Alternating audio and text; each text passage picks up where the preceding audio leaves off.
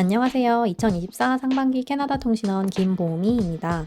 저는 1년 워홀로 캐나다에 들어왔고 2년을 추가로 받아둔 상태예요. 그래서 이곳에서 총 3년을 지낼 수 있게 되었고 지금은 1년 워홀의 3분의 2 정도가 지난 시점이랍니다. 워홀 전엔 한국에서 어린이집 교사로 3년간 근무하면서 더 이상 어린이집에서는 일하고 싶지 않다는 생각이 들어 퇴사를 결심했어요. 그런데 막상 퇴사를 하겠다 마음먹으니 뭘 해야 할지는 모르겠더라고요. 그래서 대학생 때부터 꿈꿔왔던 해외 생활을 지금 해봐야겠다 마음먹고 워홀을 선택했어요. 일종의 도피라고 해야겠죠? 제가 워홀을 떠나겠다고 하니 퇴사 후에 뭐 할 거냐 묻는 잔소리와 같던 이야기들이 제 도전을 걱정해주고 응원해주는 이야기로 변하더라고요. 전 아마 그걸 원했던 것이었나 봐요. 물론 워홀러로서 일은 해야 했기에 어떤 일을 할까 고민하다가 캐나다에서도 어린이집 교사를 할 수 있다는 것을 알게 되었고 다시 한번 해보자 마음먹게 되었어요. 한국 어린이집과 캐나다 어린이집은 다르다는데 어떻게 다른지 직접 비교해보고 싶기도 했고 한편으론 내가 한국에서 직업으로 삼아서 했던 일을 해외에서도 할 수 있다는 게 신기했거든요. 그리고 무엇보다도 부모님을 설득시킬 수 있는 가장 확실한 이유 중 하나였어요. 해외 가서 뭐 해먹고 살려고 하냐 크게 걱정하시던 부모님께 해외에서도 어린이집 교사를 할 것이다 라고 하니 조금은 걱정이 놓이셨는지 결국엔 응원의 말씀을 해주시더라고요. 그렇게 캐나다로 워홀을 와서 이 시일을 하게 되었고 감사하게도 여러분들에게 정보를 전달해드리는 통신원의 일도 잠시나마 할 수 있게 되었던 것이랍니다.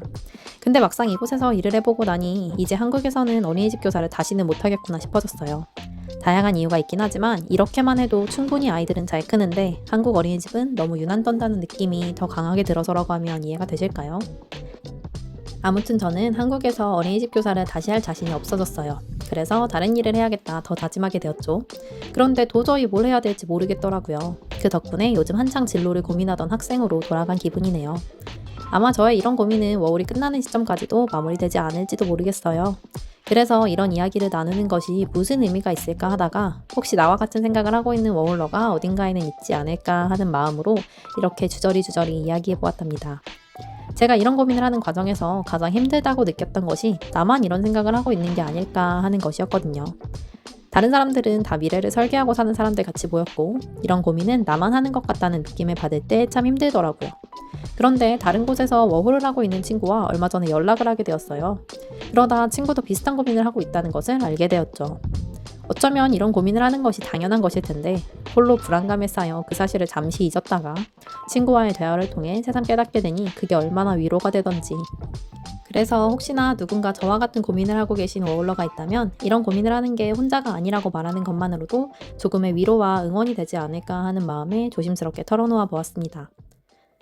그래도 한 가지 다행이라고 생각하는 것은 어쨌든 치열하게 경쟁하며 살아야 하는 한국 사회를 잠시 떠나 천천히 나를 돌아보고 깊게 고민해 볼 수 있는 시간을 가질 수 있는 그런 여유가 있는 나라에 와 있다는 것이에요. 물론 한국 사회의 관점으로 보면 지금 제가 이렇게 보내는 시간이 내 시간을 허비하는 것이라고 생각할지도 모르겠지만 이런 시간을 갖겠다고 선택한 제 자신을 믿어보려고요. 그동안 저의 활동을 지켜봐 주셔서 감사했습니다. 그리고 무엇보다도 오늘 저의 고민을 들어주신 여러분 감사합니다. 저와 같은 고민을 가지고 있는 워홀러분들이 혹시 있으시다면 모두 화이팅이에요. 우리 모두 힘내요. 그럼 이만 마치겠습니다. 다시 한번 감사합니다.